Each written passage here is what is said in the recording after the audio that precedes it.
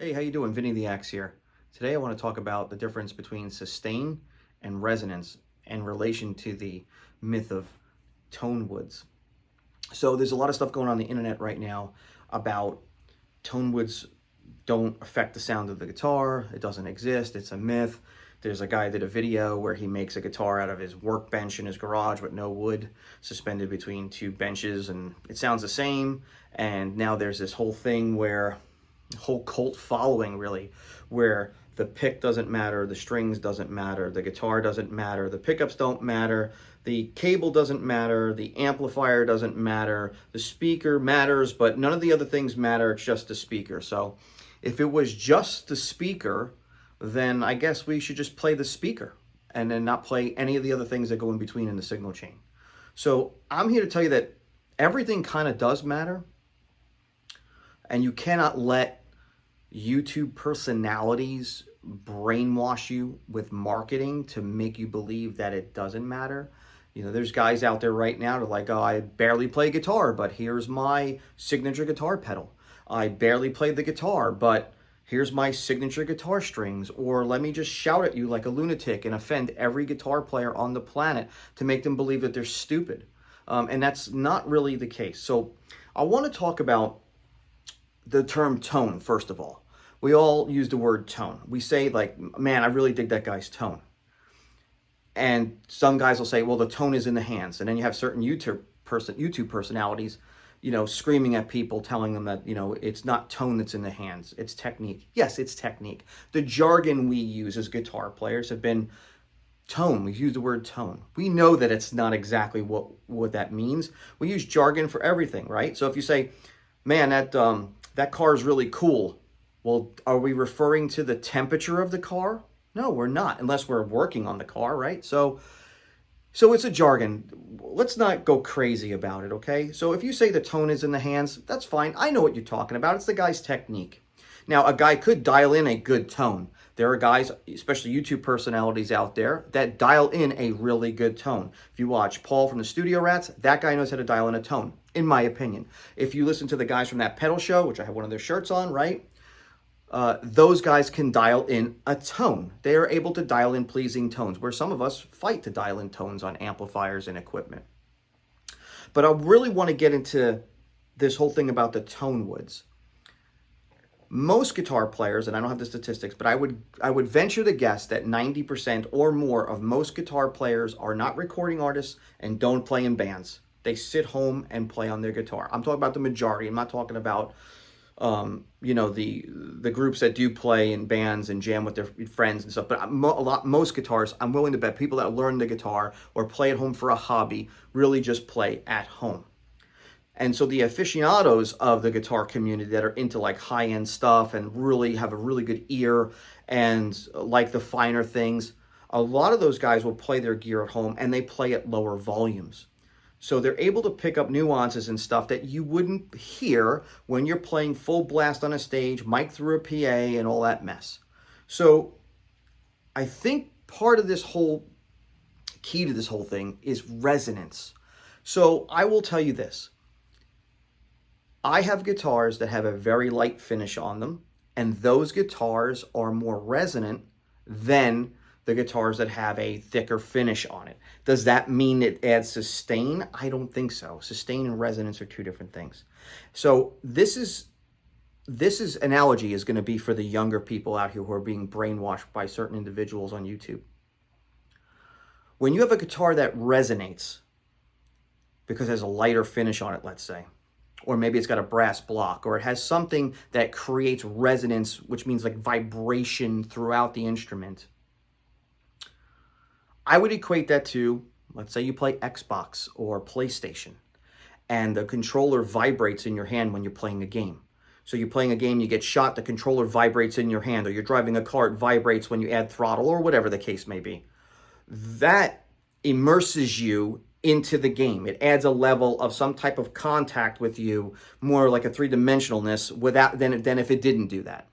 So if we could take that idea for a second and put that into guitar terms, when I strum a guitar and that guitar has resonance, I feel like the guitar's playing better. I feel like I'm one with the guitar. I have more of like a tactile, if that's the word, contact with the thing.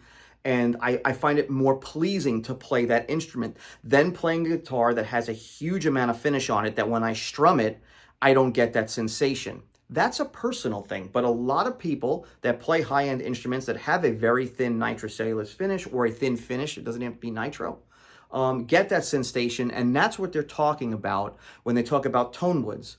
So there are some tone woods that will resonate more than others. So for instance, I have a RS Guitar Works. I'm not endorsed by them or nothing, okay? I have an RS Guitar Works barn burner, and that thing is weighs like 5 pounds without the pickguard, 5 pounds. And it's made out of Polina wood, however you pronounce it. It's almost like light like balsa. It's the next lightest wood, I think, to balsa, I think. When I strum that guitar, it feels like an acoustic guitar. I'm getting total resonance and vibration through the whole guitar. So I think that's where a lot of this comes into play as far as when guys talk about tone woods and they think it actually changes the sound of the instrument, right? And if you believe that, great. And if you don't, great. I'm not here to start an argument. I'm here to kind of try to make some sense of this whole thing. When you feel that resonance in that instrument, it makes you feel like you're one with it. So I think that that's part of where this goes from. And if you want to test this, I've owned hundreds of guitars, so I have some kind of base knowledge because I've actually owned several of the same model in different woods and different finishes. So I at least have some experience in this, where a lot of people don't have the luxury to have that. If you get like a Kiesel guitar and it has a raw tone finish on it, and you get the same guitar with the full gloss finish, I'm willing to bet money that the resonance of that guitar in the raw tone, which means it has a very light finish, will resonate more than the one with the full finish on it, the full gloss and the whole works. So that's been my experience. And I think that that's where this whole partial tone wood thing comes into play. And nobody's mentioned this. Everybody talks about, oh, well, mahogany sounds like this and maple sounds like that. And actually, Warmont's done some really good videos on that. But I don't really want to jump into that fight. My thing is that I have come to the belief that the resonance is what makes me feel one with the instrument, and it just so happens to be that those guitars that do that are the ones with the lighter finish on them, or woods that are lighter, and it causes the guitar to vibrate more from the strings oscillating. Now, does that mean you get more sustain? No. I've had guitars with light finishes that had garbage sustain. I've had guitars that were super heavy. I had a Heritage H150 Namsho guitar. That thing weighed over 10 pounds. So, and I know people out there, every time they buy a guitar, they want to know what the weight is, and I'll get on that soapbox later. But that guitar weighed 10 pounds, over 10 pounds. It was really heavy. A Les Paul style guitar, if you're not familiar with that guitar. That guitar, amazing sustain. That guitar sustained like you wouldn't believe. But it was, I wouldn't say the most resonant guitar that I have or had, right? Because I don't have it anymore because I sell everything. So I think that that's where this comes into play. So sustain is one thing, resonance on the guitar is another. Sometimes they both kind of maybe coincide with each other for various reasons of components, but I think that's where we're getting a little bit crazy with the stuff on YouTube now, where there's this whole cult following, and I don't want to throw out some names. If you're watching this, you've probably been keyed up on who I'm talking about. There's one person specifically that just makes everybody sound like a dummy. People that have like years experience over this person, he bashes, and he is now pretty much brainwashed a whole youth of guitar players to believe that nothing matters other than the speaker itself. And that is not true. The speaker will make a difference. If you have an amp that you don't like, maybe changing the speaker may make you like it better. But that doesn't mean that that's the only thing in the signal chain. Hell, I could do a whole video on guitar picks. I've been on a guitar pick quest for 10 or 12 years alone and probably spent $1,000 in that quest on guitar picks.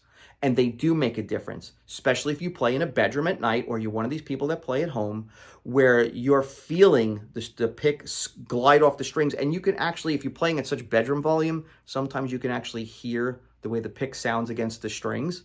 And you might not like the way a floppy pick or a plastic pick sounds like, and you might have other materials that you prefer because it may be smoother, it cuts off the string smoother, it may attack the string better, it doesn't have that clickety-clackety sound, you know, and that could be important. What if you're recording acoustic guitar?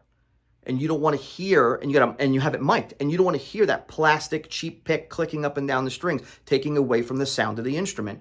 So it does matter. The pick does matter, right? Same thing with pickups. Pickups don't matter. Yeah, they do. They do matter because some of them are EQ'd a little bit different than others. Some of them have more gain. Some of them have less gain.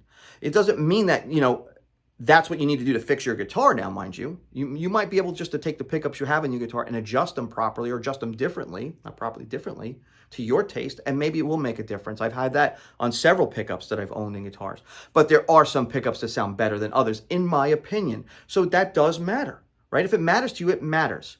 I've done tests with cables before, blind tests with buddies of mine over, and we could tell that there was a difference between one cable to the next, especially in the high frequencies. But if you're playing in a band and you're playing at a bar and somebody's shouting out drunk, hey, play some Skinnerd, and they're blasting the stuff through the house PA, do you think anybody cares about the cable? No, then the cable doesn't matter. Hell, the pick doesn't even matter. It probably doesn't matter if you even showed up if everybody's trashed at the place, right? But for people that are home analyzing this stuff and like to find nuances of things, these things do matter, and don't let anybody tell you differently. Because there's all these experts on there that are experts about nothing. And I'm not an expert in anything. I'll tell you that straight up right out of the gate here. Well, not right out of the gate because we're about 11 minutes in. But I will tell you straight up, I'm not an expert in anything. I just have experience playing so many guitars over the years, over the last 3 decades, that I've picked up on some of these things. And the one that really hit me home was resonance. I thought that was something to share with everybody, and I was trying to figure out a way to explain it, and that's where my analogy comes in with the Xbox and PlayStation and stuff. If you're watching this and you don't know what an Xbox or PlayStation is, I'm encroaching close to 50, so you're way older than me, and good for you. Good for you that you don't know what that is. I wish I didn't know what a cell phone was, because they're a pain in the neck too. Although I'm recording on one right now and it's actually helping me out. So it does matter. The cell phone matters. See? Everything matters. Well, I hope you got something out of this. If you have any questions or want to have a discussion about it, throw it in the comments thing. Subscribe and like, and I'm going to be doing more videos here in the future. Take it easy, man. Later.